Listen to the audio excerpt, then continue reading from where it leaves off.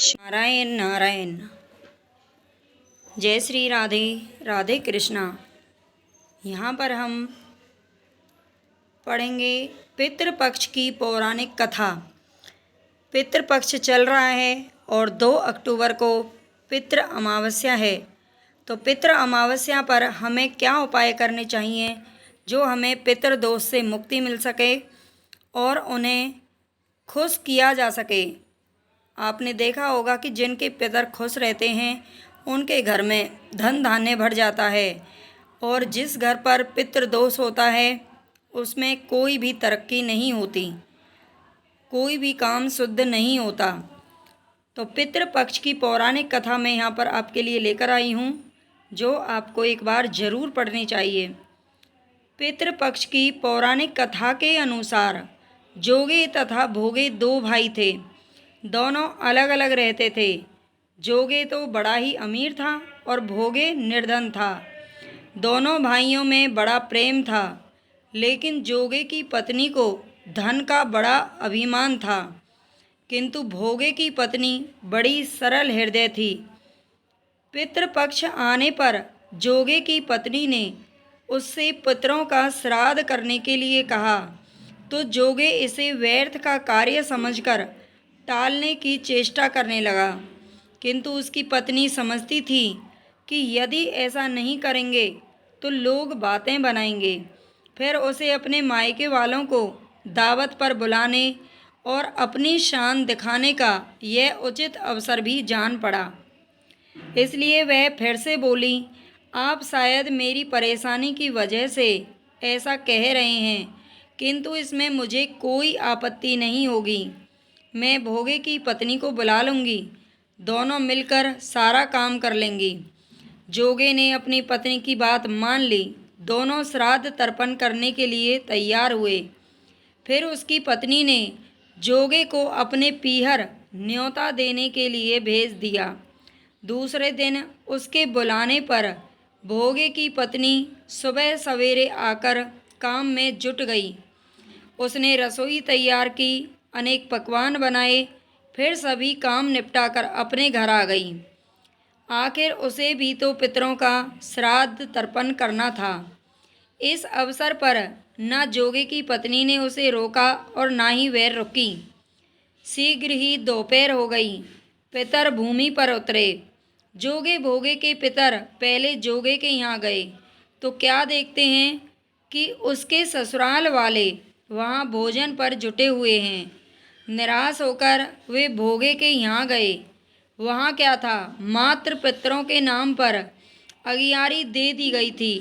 अगियारी का मतलब होता है जो आँच होती है। आपने देखा होगा जब अग्नि में हम जब श्राद्ध करते हैं तो अग्नि में या फिर एक जो कोर होती है ना, उसको जला करके उस पर श्राद्ध तर्पण किया जाता है। तो हमारे यहाँ पर तो ऐसा होता है। तो उन्होंने भी यही किया, अगियारी दे दी, लेकिन उनके घर में खाने के लिए कुछ नहीं था। पितरों ने उसकी राख चाटी और भूखे ही नदी के तट पर जा पहुँचे। थोड़ी ही देर में सारे पितर नदी के किनारे इकट्ठे हो गए और अपने अपने यहाँ के श्राद्धों की बड़ाई करने लगे। जोगे भोगे के पितरों ने भी अपनी आप बीती सुनाई।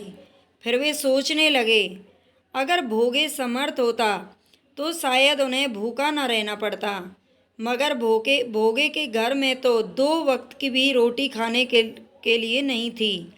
यही सब सोचकर उन्हें भोगे पर दया आ गई। अचानक वे नाच नाच कर गाने लगे, भोगे के घर धन हो जाए, भोगे के घर धन हो जाए। सांझ होने को हुई। भोगे के बच्चों को कुछ भी खाने को नहीं मिला था। उन्होंने माँ से कहा, माँ बड़ी भूख लगी है। तब उन्हें टालने की गरज से भोगे की पत्नी ने कहा, जाओ, आंगन में हौदी औंधी रखी है, उसे जाकर खोल लो और जो कुछ मिले बांट कर खा लेना। बच्चे वहाँ पर पहुँचे तो क्या देखते हैं कि हौदी मोहरों से भरी पड़ी है। वे दौड़े दौड़े माँ के पास पहुँचे और उसे सारी बातें बताई। आंगन में आकर भोगे की पत्नी ने ये सब कुछ देखा तो वह भी हैरान रह गई। इस प्रकार पितरों के आशीर्वाद से भोगे भी धनी हो गया, मगर धन पाकर वह घमंडी नहीं हुआ। दूसरे साल का पितृपक्ष आया। श्राद्ध के दिन भोगे की स्त्री ने 56 प्रकार के व्यंजन बनाए, ब्राह्मणों को बुलाकर विधि पूर्वक श्राद्ध किया, भोजन कराया, दक्षिणा दी। जेठ जेठानी को सोने चांदी के बर्तनों में भोजन खिलाया। इससे पितर बड़े प्रसन्न तथा तृप्त हुए। इस प्रकार जो भी पूरे मन से श्राद्ध तर्पण करता है उसका घर सुख से भर जाता है।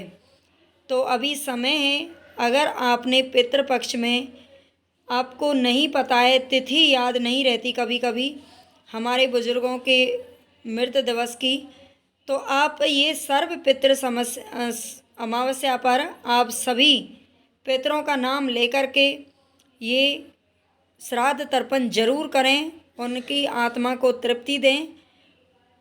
अगर पितरों का आशीर्वाद घर पर बना रहे तो धन धान्य से घर भरा रहता है। कृपया चैनल को सब्सक्राइब जरूर कर लेना, शेयर कर देना अगर जानकारी अच्छी लगी हो। इसी प्रकार की और भी बहुत सी कहानियाँ सनातन धर्म से जुड़े हुए पूजा पाठ के उपाय मैं लेके आती रहती हूँ। धन्यवाद।